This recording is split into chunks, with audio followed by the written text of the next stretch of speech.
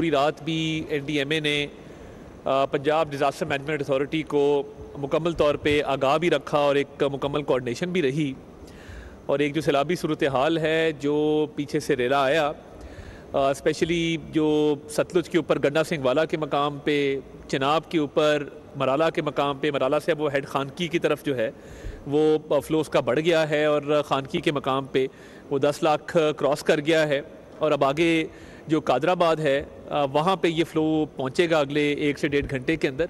तो उधर भी NDMA ने जो मकामी वहाँ पे हुकाम हैं, जो डिस्ट्रिक्ट एडमिनिस्ट्रेशन है, उसको मुतला कर दिया है कि वहाँ से इनखला करवा लिया जाए।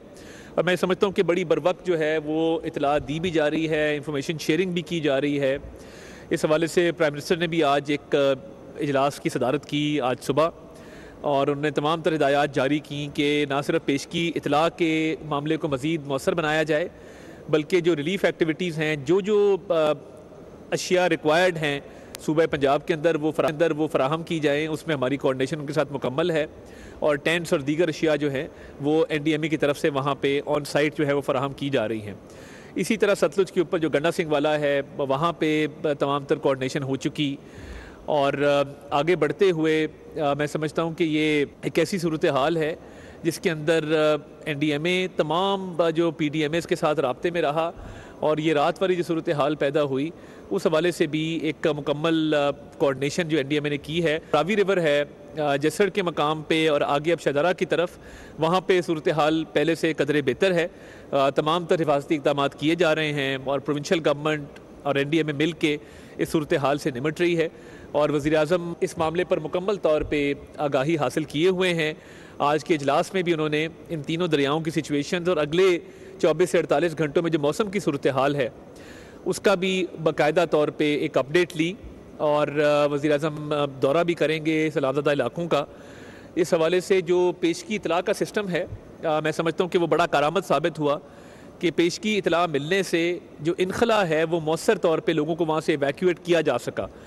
तो पिछले कई हफ्तों से NDMA ने इस पे बहुत एफ़र्ट की है और वज़ीर-ए-आज़म तकरीबन हर दूसरे दिन इजलास लेते रहे हैं NDMA की तैयारियों के हवाले से भी, और मज़ीद जो कोऑर्डिनेशन है सूबों की उस हवाले से भी। ये जो 3 दरियाओं के पंजाब में जो फ्लड की एक सिचुएशन है उस हवाले से सिचुएशन को मॉनिटर भी किया जा रहा है। रिलीफ और रेस्क्यू एक्टिविटीज़ में भी एक मुकम्मल कोऑर्डिनेशन है, और जिस तरह वज़ीर-ए-आज़म पहले भी कह चुके कि ये एक नेशनल रिस्पॉन्स है जिसमें पाक फ़ौज और तमाम इदारे बढ़ चढ़ के हिस्सा ले रहे हैं।